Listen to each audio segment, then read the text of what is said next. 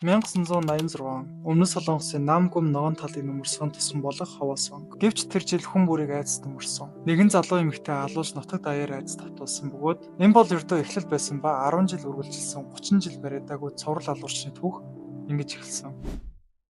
За, hi guys. Дараагийн мэтлэндээ тавтан морил. За, энэ удаагийн дугаар дээр хэвлээ яах вэ гэхээр дэлхийн нийт ирж очроосон. Тэгээд болоогүй өмнөд Солонгосыг айц давтуулсан маш аимшигтай түүхийг та бүхэнд ярьж өгөхөөр шийдлээ. Энэ гэмтэрэг 1986 оноос эхлээд 2019 онд хэрэгэн гүйцэд хаагдсан. Гэтэ энэ үргэлжлэх 30 гаруй жилийн хугацаанд ерөөсөө ямар ч тийм уул мөрөлдөлгүйгээр маш цэвэрхэн гэмтэрэг үйлдсэн нэг аимшигтай цуврал алуурчин байдаг. Тэгээд болоогүй энэ цуврал алуурчны түүхээс болоод бүхэлдээ кино бүтсэн байдаг. Тэгээд та бүхэндээ сонирхолтой байх болов гэдэг үүднээс ердөө 5 жилийн өмнө хаагдсан аимшигтай гэмтэргийн цуврал алгын талаар та бүхэндээ бэлтгэн хүргэж байна. Олон мэдээлэл шууд эхлэе те. За та бичлэг эхлээс өмнө лайкадаас бас сапот хавтан мартаарай.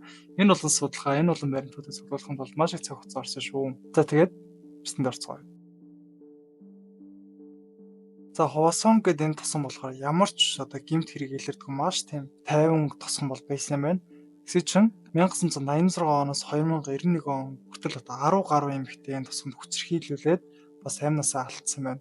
Тэгээд болоогүй Солонгосын хамгийн хар дарсан гэмт хэрэг болон бичигдсэн байна. Хохирогч болгон нь өөр насны хүмүүс байсан. Зарим нь хөөхд, зарим нь бүр өндөр настай эмэгтэйчүүд байсан. Гэхдээ нэг ижил юм нь болохоор бүгд улаан өнгийн хувцас өмссөн байсан бөгөөд зөвхөн бороотой өдөр л ингээд тэр цуврал аллах нь үлддэг байсан байна. Тэгэхээр та бодоод үзтээ бороотой өдөр зөвхөн улаан хувцастай эмэгтэйчүүд л энэ цуврал аллахын хохирогч болсон гэхээр алуурч бүр амар судалгаатай юм шиг танаас санагдчихна уу? Бүр энэ санааг нь бүр амар гүцэхгүй байх юм. За тэгээд үүнээс болоод Солонгосын эмэгтэйчүүд тухайн үед улаан хувцас өмсөхийг цээрлээд улаан хувцас бол үхэл гэж тухайн үед бол хүмүүс үзчихсэн юм байна. Тэгээд зарим судлаачид нь болохоор үүнийг алуурчин үнэхээр ухаалаг сонголт хийж исэн гэж үздэг юм байна. Яагаад вэ гэхээр жишээлх юм бол бороотой өдөр гэрч болон уулмөр үлдэх магадлал маш их бага үт юм байна. Тэгэд болоогүй улаан хувцас нь болохоор эмэгтэйчүүдийн алсаас айгүй тод харах, мөн дээрсэн бусад хүмүүсээс ялгаж харах болон амархан ажиглах өнгө гэж үздэг юм байна. Тэргийн дараалал нь юу байсан бэхээр эхний хохирч нь болохоор 71 настай эмэгтэй байсан.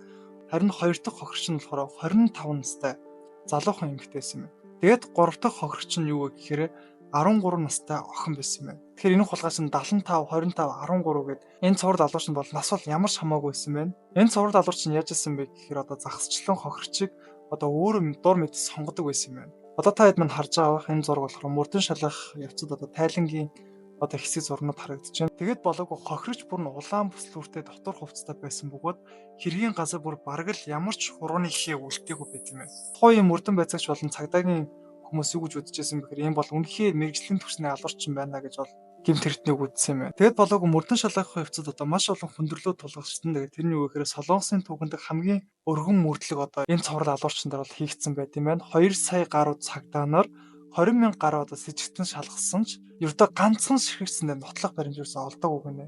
Тэгээд та бодоод үзтээ 20,000 хүн сэжигтнээр татаад ерөөсөө ганц ч нотлох баримт олдоогүй гэхээр тэгээд 2 сая цагдааштай энэ бүр Монголын зүгээр 3/2 байтхүү. Ийм хэмжээний хүчин чармал гаргаад тэр хүнийг бариг үгээ оцтой таад. Бүр ямар амар мэрэгчлэн юм бэ те. Тэгэд хүмүүс болохоор ганцаараа шөнийн цагаар гарахаас маш их айж эхэлсэн байна. Тэгээд тосгон тэр чигтээ гэрлээ унтраах ч юм уу те.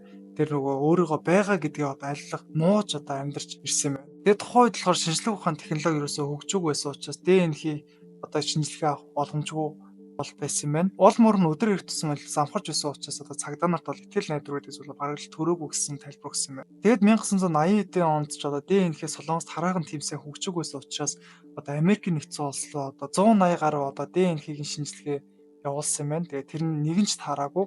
Тэгээд болоогүй 40,000 гаруй хүний хурууны ихийг шалгасан юм байна. Гэсэн ч гэмт хэрэгтээ хизээч илрээгүй. Тэгээд 2003 онд энэхүү гэмт хэргийн бодит явдлаас сэтвлээд Memories of Murder гэдэг ийм кино бүтээсэн юм байна. Кинон дээр юу өгүүлдэг вэ гэхээр тухайн гэмт хэргийг яг л байгаагаар нь дүрсэлж харуулсан байт юм байна. Товчон киног тайлбарлах юм бол нэгэн цагдаа гэмт хэрэгтнийг харцаараа л нэг амар харж шинждэг тийм нэг цагдаа байсан юм байна. Тэгээ жоохон бүтлэхүү. Тэр цагдаа нь болохоор маш олон хүмүүсүүдийг тэр гэмт хэрэгтэн гэж сэжиглсэн боловч нэгийг ч бариагүй.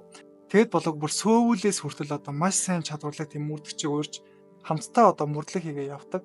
Тэгээ явжсэн чинь бүр сүүлдээ гэмт хэрэгт нь олтгой байгангуулаа. Мань харцаар хүнийг шинждэг тэр цагдаа нь бүр хуурамч гэмт хэрэгтэн барин гутлаа тэрийг гэмт хэрэгтнэр зарлж марлаа бүр амар гачин болдог заяа. тэр цуврал алуурчнаас одоо ганцхан эмэгтэй л амьд хоцорсон байдаг. Тэр эмэгтэй мэдүүлэгтээ юу гэдэг вэ гэхээр одоо зөөлхөн гар одоо миний одоо амийг ингээд тагалсан байсан гэж өгöd тайлбар өгсөн байдаг. Тэгээд тэр хоёр яасан бэ гэхээр одоо ганцхан шижүүрийн одоо мөрлөг хийж эхэлсэн. Тэгээд нэг хүнийг олдог байхгүй. Тэр хүний айгу зөөлөн гартай байсан учраас одоо энэ хүн байна гэд яг л одоо бариад бүр тэр хүний бүр ингээд шорнолоо зөөх гэжсэн чинь тэгээд тухайн үед нөгөө хүнийх нь нөгөө ДНК-г нь аваад одоо Америкийн нэгдсэн улс руу юу гэдэг явуулсан гэсэн байна. Тэгээд тэр хариу нь гинтхэн яг шорнолоо одоо аваа явах гэжсэн чинь хариу нь таараагүй ирдэг. Тэгээд кинон дээр яадаг вэ гэхээр тэр залуу зүгээр явуулчихдаг. Тухайн кино 2003 онд гарсан шүү дээ. Тэр үед гэмт эргэтэн ч хүртэл одоо олдоогүй байсан учраас хүмүүс бол үнэхээр сэтгэлийн зовёртой одоо энэ кино хүлээж авсан байт юм байна.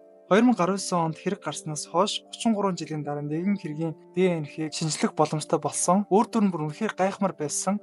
Нэгэн хоригдлын ДНХ нь одоо цуврал аллахт өртсөн одоо хохирогч 10 эмэгтэйгийн 3-тай нь одоо ДНХ-г таарсан байт юм байна.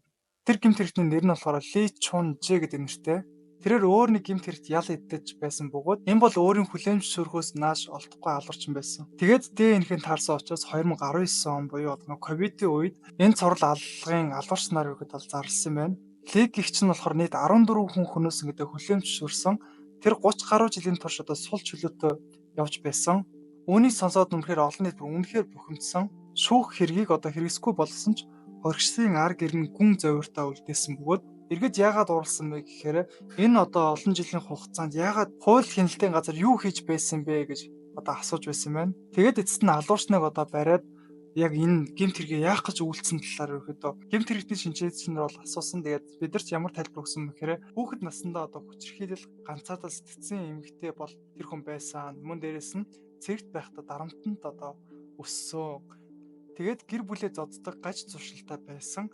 Тэгээд эцэст нь яасан бэ гэхээр 1994 онд тэр хүн өөр нэг аллахын хэрэгээр одоо шоронд ороод гэтээ өмнөх одоо цуврал аллахынхаа ял шийтгэлийг бол аваагүйгээр өөр ял шийтгэлээр бол шоронд орсон байсан байна. За тэгээд эцэст нь дүгнэх юм бол энэ үйл явдал нь үнэхээр бодитоор болсон.